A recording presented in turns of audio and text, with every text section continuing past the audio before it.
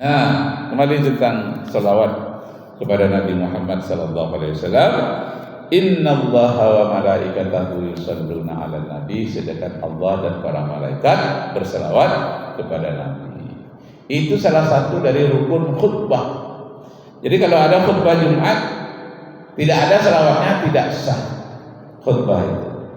Khutbah itu harus ada pujian kepada Rasulullah, ada salawat kepada Rasulullah, ada wasiat, ada baca ayat Al-Quran, ada doa. Nah, itu baru sah. Kalau tinggal salawatnya, itu tidak sah khutbahnya, harus naik khatib yang lain. Jadi salawat kepada Rasulullah ini memang luar biasa hebatnya.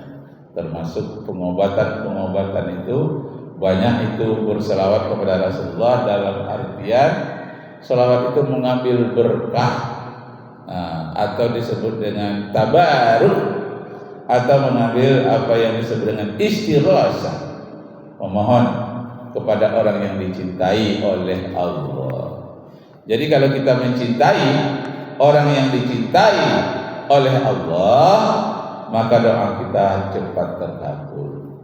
Sebagaimana calon-calon menteri sekarang, untuk dia bisa jadi menteri, dia dekati orang yang disayangi oleh Prabowo supaya dia bisa mendekati orang yang dia sayangi, orang yang dekat dengan dia. Waktu zaman Jokowi awal dulu gitu pula, siapa orang yang paling dekat dengan Jokowi, itu dihubungi supaya dia jadi menteri dan calon menteri. Ternyata banyak yang berhasil melalui terdekat. Yang terdekat itu siapa? Anak dan istri. Bisa jadi pejabat. Antara lain, namanya juga usaha ya. Mungkin ada juga usaha-usaha yang lain orang untuk jadi pemimpin. Nah, pemimpin yang tertinggi itu adalah Nabi Muhammad sallallahu alaihi wasallam. Ana sayyidu waladi Adam. Aku inilah pemimpin seluruh anak-anak Adam, kata Rasulullah.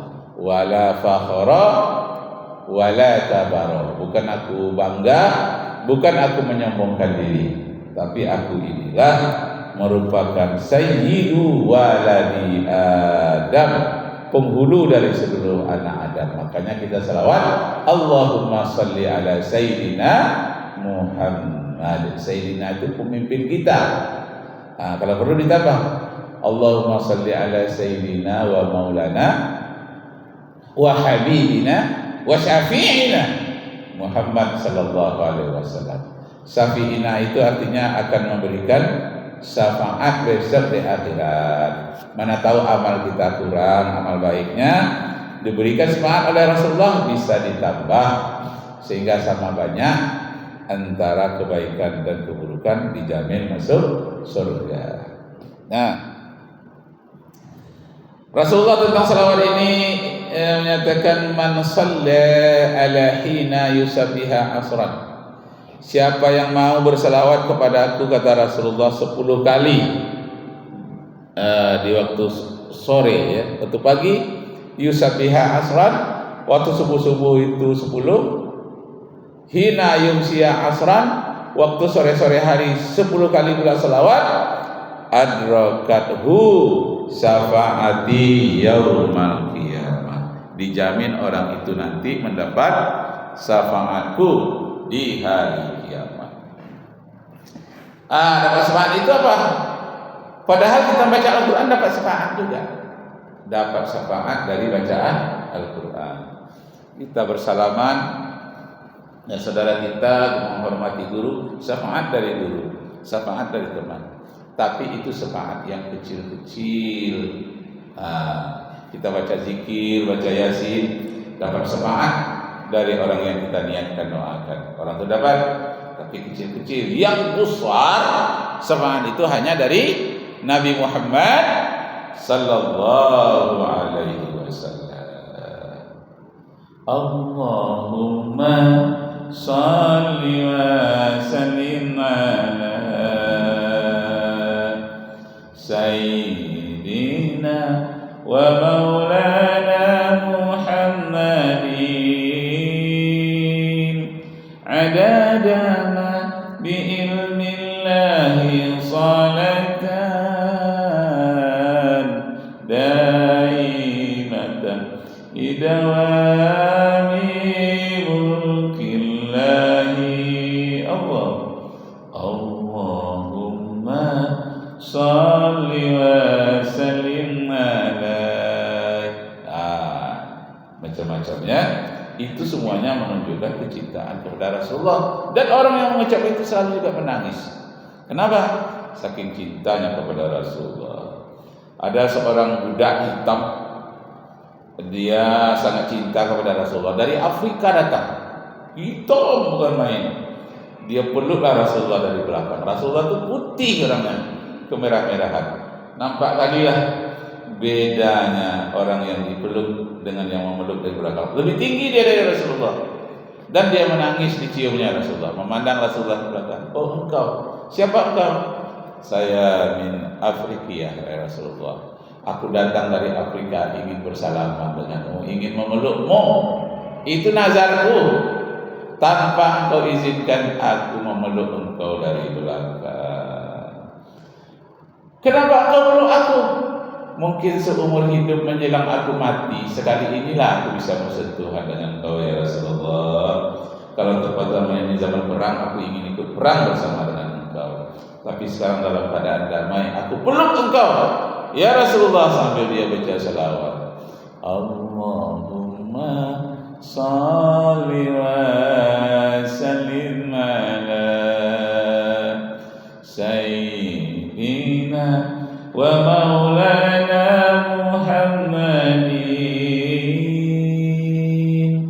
adada ma bi'ilmillahi salatan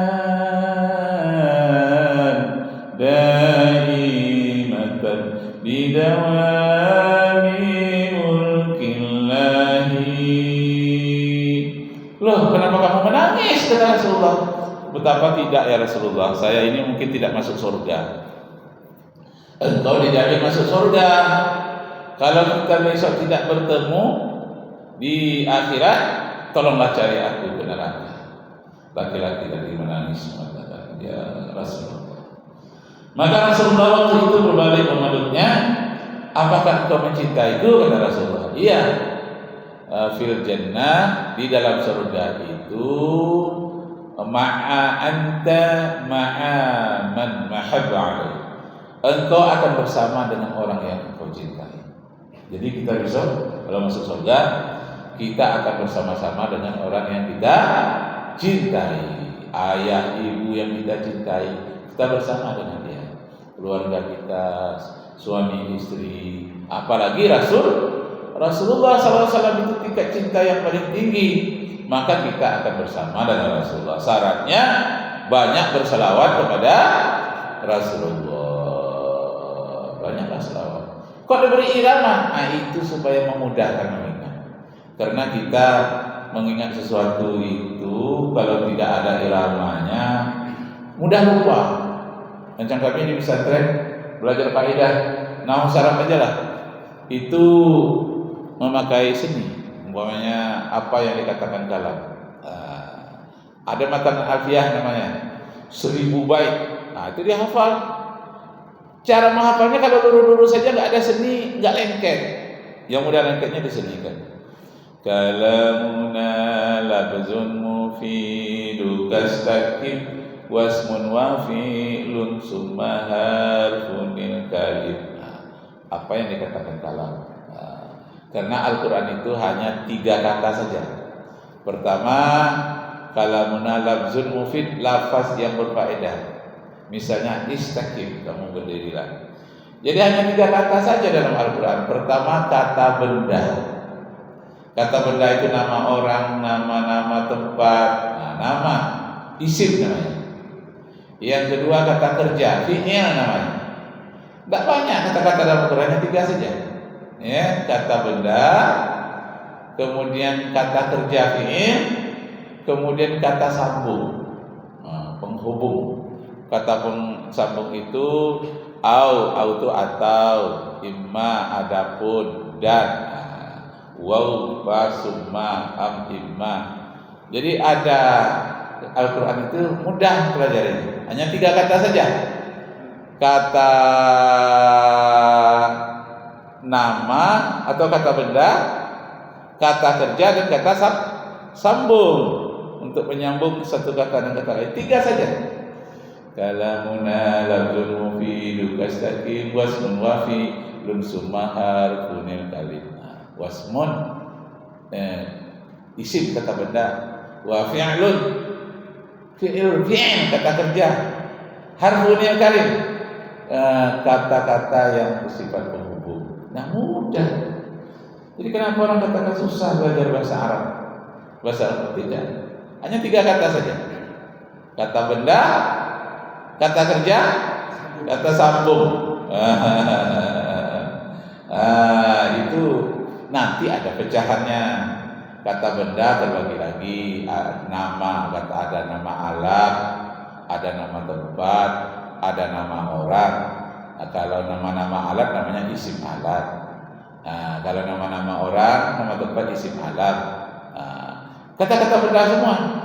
Jadi untuk mudah memahaminya disenikan termasuklah sholawat tadi itu.